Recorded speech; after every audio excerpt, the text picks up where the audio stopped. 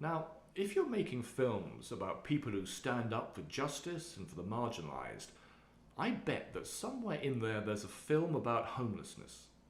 Now, according to government figures, well over 500,000 Americans will have no roof over their heads tonight.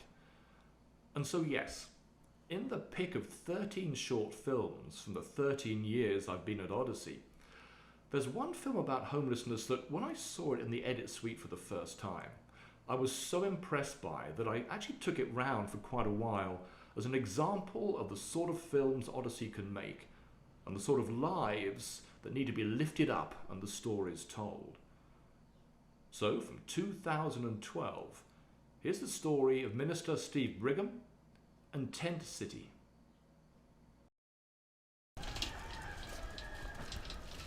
I started Tent City 5 years ago and moved down here myself 2 years ago.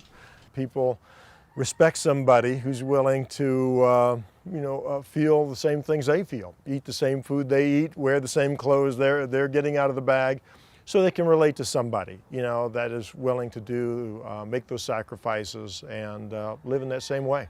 There's a lot of tent cities around the nation right now, and they're popping up all the time because of the economy, the need for affordable housing, true affordable housing.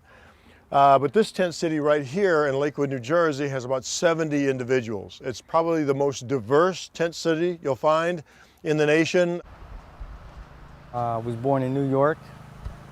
I'm 46, and I'm here because I think I'm a victim of the recession. I was a mason for 2 decades, and since the recession hit, I lost my insurance, the car, then the apartment, and then here I am. This is Town Center. Here we've got our main cooking facilities, which is a big social event for people to eat together. Here we have our kitchen. We have a regular 4-burner stove that's fueled by propane, and people can come in here and cook.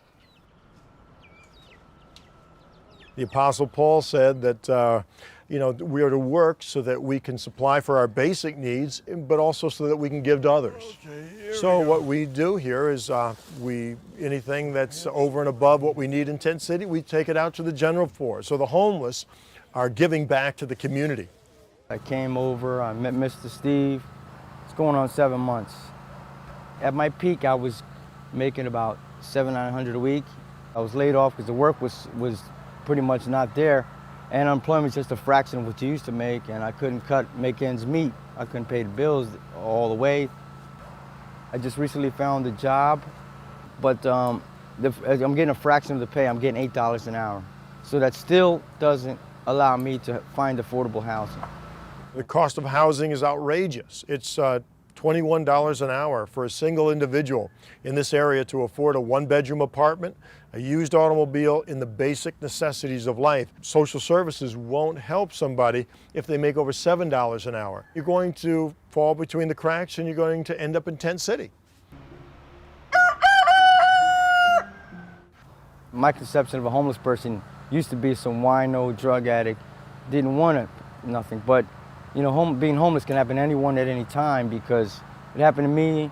I'm a prime example. I think as Christians, we're to take on that attitude and outlook of trying to look out for other people, try to meet the needs of other people. That's basically what I'm trying to do here, is just to meet the basic needs of others.